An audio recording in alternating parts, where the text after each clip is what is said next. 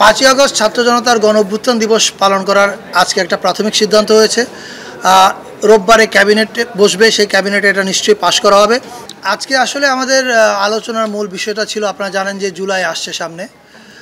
জুলাই কমেমোরেশনে আমরা কি কাজ করতে পারি সেটা নিয়ে আলোচনা হয়েছে। সো অনেকগুলো পরিকল্পনা নিয়ে কাজ চলছে। প্রেস উইং সামনে দ্রুত আপনাদেরকে একটা মিটিংয়ে ডাকবে, ডেকে ডিটেল প্রোগ্রাম জানাবে। তবে আজকে আমরা এইটুকু প্রাথমিকভাবে বলতে পারি যে 5 তারিখ থেকে টার্গেট করে, মানে 5ই আগস্ট যেরকম, আপনারা যদি জুলাইয়ের 14 তারিখ থেকে, জুলাইয়ের 1 তারিখ থেকে আমাদের কর্মসূচি শুরু হবে, কিন্তু মূল ইভেন্ট কিক অফ হবে জুলাইয়ের 14 তারিখ থেকে এবং এটা চলবে 5 আগস্ট পর্যন্ত। এবং আমাদের এই কর্মসূচির মূল উদ্দেশ্যটা হচ্ছে জুলাইতে যেরকম পুরো বাংলাদেশ এক হয়েছিল, আবার সেই অনুভূতিটাকে ফিরিয়ে আনা। সেই অনুভূতিটা আমাদের মধ্যে আছে, জাস্ট রিইনফোর্স করা সেটাকে। এবং এটার জন্য বেশ কিছু কর্মসূচি নিয়ে কাজ চলছে। এটার ডিক্লারেশনটা হবে সম্ভবত সোমবারে, রাইট?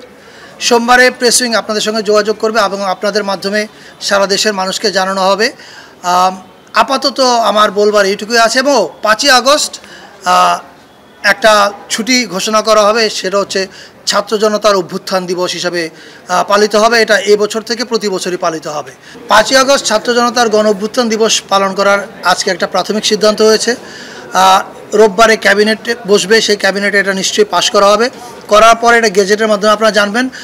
আমাদের আন্ডারস্ট্যান্ডিং হচ্ছে এটা একটা জাতীয় দিবস হতে যাচ্ছে এবং ফলে এটা প্রতি বছরই পালিত হবে এবং প্রতি বছরই ছুটি হওয়া উচিত।